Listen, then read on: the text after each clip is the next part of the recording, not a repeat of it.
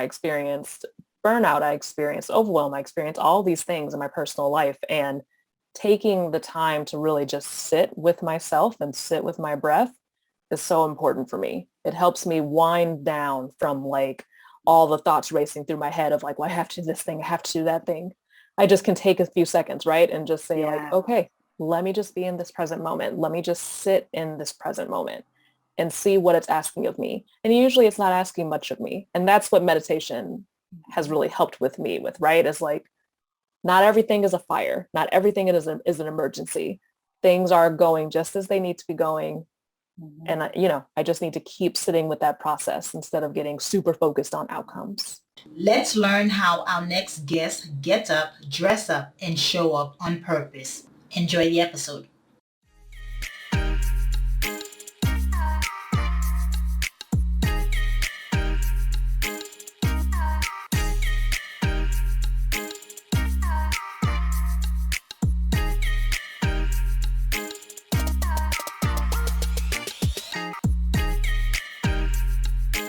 Hello, morning enthusiasts. Welcome to the Best Morning Routine Ever podcast. I am your host, Dr. Lunid, and today I have the honor of introducing a very special guest to the show, Kayla Jackson.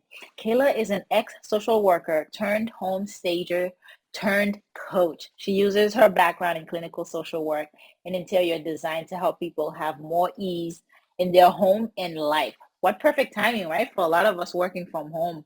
And so I'm excited to bring her on because we're going to pick her brain about all things interior design and social work. So with no further ado, Kayla, welcome to the show. Thank you. So happy to be here with you. It's my pleasure. Please tell us about your journey. You went from social work, interior design, and now coach. Like what led to that evolvement or transformation? Yeah. It was years in the making, honestly. I always thought that I would have some type of business, but I had no idea what type. And I always wanted to help people in some capacity. So that is what led me to social work when I first started off in my career.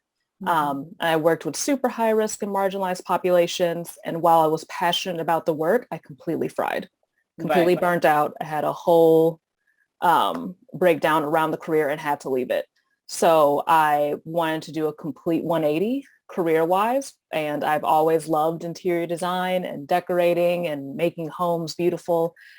So that's how I then got into the interior design field, which led me to home staging. So I was preparing houses for realtors to sell. So like very different work from working Yeah. with clients. So it was fun work, but I did miss that client interaction. Mhm. And then, with 2020 and the start of the pandemic, that work was on pause. And in that time, I was like, I think it's time for me to start this business and merge these two passions because I love how people feel in their home and how they show Mhm. up in their home. And I think that while the aesthetics of it are beautiful and great, it's so much deeper than that for me. Mm-hmm. It's almost like a sanctuary, right? Because that's where you create those habits around your house. It's amazing because every furniture in your home has a habit attached to it. And Yep. so it's imperative to know or to be intentional about where you place your things in the house. So elaborate, tell us a little bit more about that intention. Yeah, exactly. And it's that exact piece, right? Having intention around it and just having awareness around it. Because I don't think that people have enough awareness around what habits are forming in their space and the ways that they're showing up in their space and how that mirrors other aspects of their life. So with my like particular client, usually the focus is there's a general sense of overwhelm with everything, Mhm. right? Of like, I don't even know where to begin. My house feels in disarray. My life feels in disarray. I feel all these feelings all the time and I just don't know how to sort them out. Mhm. And my whole point and purpose is to kind of be a little bit of an investigator, right? With what's going on with their space and with their life. So like, tell me about what's going on. Where do you feel comfortable in your space? How do you show up every day in your space? Right. Why do you show up that way? To just help people get really clear on what their actual needs are. Because sometimes we're Mhm. caught in ruts and we're just doing things for the sake of doing it. And we have lost track of what the end goal was of doing that thing, engaging in that pattern. So I want people to get more clear around that and then incorporate more ease in their home and life. So that's the work that we do together, and that's my That's process. that's pretty awesome because I think a lot of people don't make the correlation, right? The correlation that my if I have, let's just take your desk. If my desk is messy, that correlates to me having a messy mind or a thought process that things are not flowing. But it's just a strong correlation. It's very significant because if your house is a mess, you think, oh, now it doesn't bother me, but it does. Yeah. And, sometimes it's even just like the shame around it, right? Like what doesn't bother me, but what if other people are judging me for what's happening? Mhm. And it's like trying to navigate all those different pieces. Yeah. So it's all related for sure. The thoughts, yeah, the thought that goes through your mind in terms of how you're perceived. Like Hmm. if that's important to you, how you perceive or how you're seen. So tell us about how your work, how do you do it? Or I know you ask those critical questions, what's going on, but you're clearly doing some of this remotely. So you're not going in and actually designing the place or placing furniture or any of that. No, and honestly, I started off with more of a design focus with my business. And what I've noticed with working with clients is that it really just doesn't matter what I think the space should look like. Like that's not important, right? Like what matters is what the client thinks the space should look Yeah. like. So with the remote, with being remote, I am still remote. I work 100% remote with my clients. A lot of it is them creating that vision for themselves and me just guiding them in that process, right? So we're talking about how they're showing up in their life, and then we're talking about how you're showing up in your home. And it's their vision board. It's their answers. I am very like clear. I am not some expert that has the exact answers for you. What I do for you is I hold space for you to figure out those answers for yourself. So that's the most important piece. Less my thoughts, less my opinions. If you want to hear my thoughts on it, sure. But I care so much more about what you think, and what you want to implement in your home and life and how you want to incorporate ease. What are some of the things that you see people rearrange and how has it helped in them show up better in their life or improve their life? I think the biggest thing had been conversations around just creating safety and sacredness in their space. Usually when I'm talking to clients and I ask them point blank, like, where do you go when you're feeling unsafe? Like, where's a place where you get to just kind of reset and take care of yourself in your house? And a lot of them didn't have a space. They're like, I don't know. I don't know where to go. I'm not sure. So a lot of it is just like creating, and whether that space is a whole room, a corner in a room, whatever it is, Closet. right? Yeah, whatever you have access to, just being intentional, like we were mentioning about this is my space where I get to reset, where I get to collect myself, where I get to get clear on my needs and how I want to show up. Yeah, that's important. It's also creating that habit. So when you step into that sacred space, the shift begins to happen, right? You start already de-escalating or de-stressing, and you know that this is what the energy is around that. Because I burn sage every morning. It helped me think clearer. It helped me think Mm-hmm. think better in the morning. And so like when I don't have it on, my brain is like, wait, we're missing something because the Mm-hmm. habit has been formed around it because of the meaning I give to it. So that's Mm-hmm. another thing. It's the intention, but also meaning behind the objects or the activities that we do. I think that makes them stick, make them last longer, and become more powerful in our life. Would you agree? Yeah, you've ritualized it, right? Like it's your ritual. It's something that you, yeah, have added intention to. It is not something that you're just kind of like doing just for no reason. There's context to it. So yeah, absolutely. I think that And that's helpful. that's valuable. Yeah, very helpful and valuable. It makes it easier to remember to keep doing. When you add emotions, I guess I want to talk about emotions. Mhm. How important are emotions that emotional attachment we have to things or to our sacred space?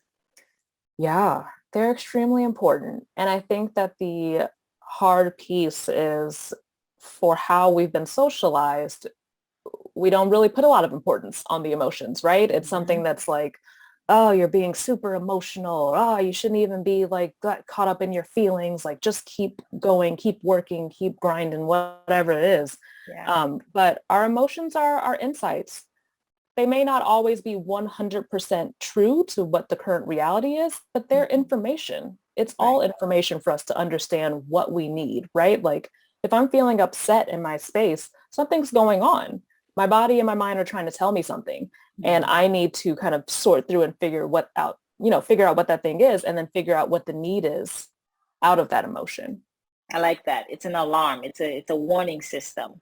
Yep. And if we see it that way, then we won't ignore it or kind of push it aside Yeah. and not give it any substantial meaning.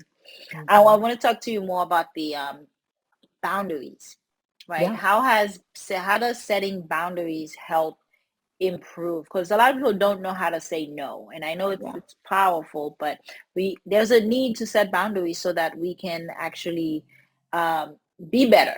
Yeah. Let's talk us through the importance of setting boundaries. Yeah, absolutely. So what I was the most helpful thing for me that I heard around boundary work is something that my old therapist used to tell me, which is that you need to model to yourself and others how they're supposed to take care of you. Mm, So that's where the boundary is so important, right? Because you're explaining to somebody else, hey, this is what I need right now. This is my capacity right now. Does that work for you? And I think that that's the other piece of the boundary. It's you getting clear about how you get taken care of and then you having that conversation with the other person, right? Like it's not a one-sided thing. It's not a barrier mhm, where you say, hey, you can't do any of those things and I'm just going to not speak to you. That's not a boundary, right? mhm. It may be necessary to do that, but that's not a boundary. A boundary is a conversation. It's me saying, this is what I need. This is what I've got going on. How does that fit with what you need and what you have going on? And how can we both kind of meet in the middle and both walk away with our needs being met? Right, and then you gain respect. You gain respect with that, especially with the pandemic, having to work from home. Yes. Where the kids are home, husband, wife, you name it, everyone's home. And so those boundaries, I'm sure, not they were not needed before as strongly as they do now because we're all Hmm. sharing the same space all the time. Right.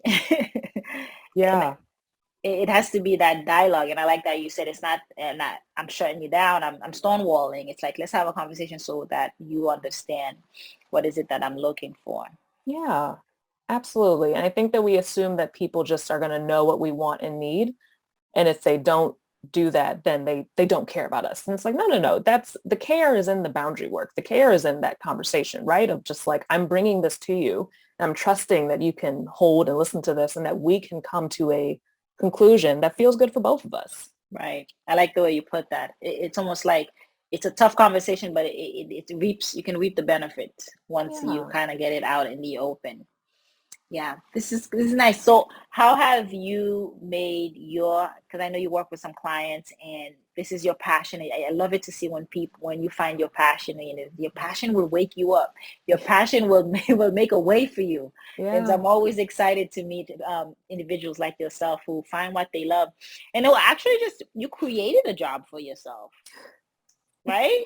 Yeah. Yeah. Absolutely. And it's not that I'm like the first person to ever think about your life and your home and how they relate to each other. But yeah, it's definitely a niche of how I combine the things and the ways that I talk about these topics. So yeah, in some ways I definitely created my own position, which has its pros and cons. Yeah. You might be the only one in the space in your area. You gotta do some learning, but it's what you want to do. So I want to talk about passion, like finding your passion and being able to discover your passion and how it's so much more different because when we started out, Kayla, you talked about being burnt out. You were fried, right? Mhm, From the work from both of them. But mhm. when you did combine both of them to create this third energy, this third space, it's more thriving, it's more fulfilling. So let's talk about the difference between those two first jobs now that you've combined to one. But in Mhm, this realm, it's your purpose. You're mhm. living in your purpose. You're living in that space where you're utilizing your talent to its full potential. How's that different? I think the biggest difference is my agency. Like I have a lot more agency over how my day looks. And in some ways that's a tough difference to hold, right? Like, Mm-hmm.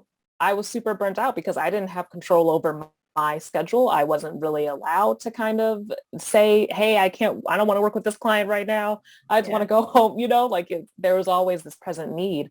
And with creating my own job and entrepreneurship journey, like the agency piece is the most important difference. And in some ways that is super freeing. I can do whatever I want. I can make as much money as I want to make. I can all these things, right? And all of that means that it's all on me. Yeah. I don't have anybody else to point to. I can't turn and say, hey, you didn't do this thing. And that's why I didn't get that work. And that's why I didn't get this thing. It's like, no, what was I missing? What do I Hmm. need to continue to work on? So the agency was the biggest difference for me from going Yeah. from these careers to this current one. Yeah, I like that. I can relate. It's the autonomy. It's the Yeah, autonomy to have exactly. control over your own time and Mm-hmm. who you hang out with, who you work with. Mm-hmm. Yeah, that's important, and that I think adds to our happiness. Because to be frank, Kayla, we're not working any less. No, We're actually working more. I've never worked this hard in my career. I have never worked this hard. Yeah. Yet you show up with a smile on your face. You get up early in the Mm-hmm. morning and you do it. You show up with grace to your clients. Mm-hmm. It's amazing. Is it purpose? Is that what the difference is? Is it like now I have purpose? I know I because you are applying the desire to help other people, right? You have people that are waiting because they need your help, and they're looking for you to guide them, as you said, and that is a driving force that gives Yeah. us energy. And I find it the morning routine helps with that purpose. It helps us stay on purpose. Mm-hmm. And so Absolutely. let's talk about it. Let's talk about your morning routine. How do you get up, dress up, and show up? I would say it definitely varies, but I would say the one constant is that I try to meditate before before I do anything else. I try to just sit down and really just sit with my thoughts and Yeah. breathe. Because a lot of the things that I talk about with my clients and feeling the overwhelm and all of the emotion, all the feelings, like a lot of that is because that's my story too, right? Hmm. Like we mentioned, I experienced burnout, I experienced overwhelm, I experienced all these things in my personal life. And taking the time to really just sit with myself and sit with my breath is so important for me. It helps me wind down from all the thoughts racing through my head of well, I have to do this thing, I have to do that thing. I just can take a few seconds, right? And just say Yeah. okay, let me just be in this present moment. Let me just sit in this present moment and see what it's asking of me. And usually it's not asking much of me. And that's what meditation has really helped with me with, right? Is not everything is a fire. Not everything is an emergency. Things are going just as they need to be going. Hmm. And I just need to keep sitting with that process instead of getting super focused on outcomes. Yeah. And that meditation transcends throughout the day, doesn't it? It Yes. helps you Yeah. show up calmer. It helps Mm-hmm. you show up more attuned and more present. I think that's the beauty of it. Yeah. You have to be more present throughout the day. And so you got meditation. I love that. What else do you do in the morning to help prime you for the day? I love tea. Yeah. So I'm pretty sensitive to caffeine, but I love black tea. So meditating, my black tea, my breakfast, I don't know how people get through the day and they don't have breakfast. I absolutely need to have breakfast. So meditating, my black tea, my breakfast, and that is usually how I kick off my day. That's cool. Yes. So simple, right? But Hmm. it's non-negotiable. Those three things are Yes, non-negotiable. right. Absolutely. That's fantastic. Thank you for sharing. How can we connect with you? Where can we find you? Yeah, I'm on Instagram. It's my full name, Kayla Danielle Jackson. I've got a website, also my full name, kayladaniellejackson.com. I send out newsletters. So if you want to get some fun emails from me every other week, you can sign up through my website. And yeah, I'm also on LinkedIn, also my full name. I would love to connect with anyone in any of those realms. That's awesome. Thank you for sharing and thank you for coming today. It's really been nice to talk about the correlation between your space and your level of productivity and how you show up in your Yeah, life. So it's been very, very nice. Thank you again. thank you. Thanks for having me. My pleasure. Hope you enjoyed today's episode. Please comment and tell us what was your favorite part, your favorite habit that you are going to try out for yourself today. Comment below. If you haven't already, be sure to subscribe. Until next time, I will see you at the top of your best morning routine ever. Stay blessed.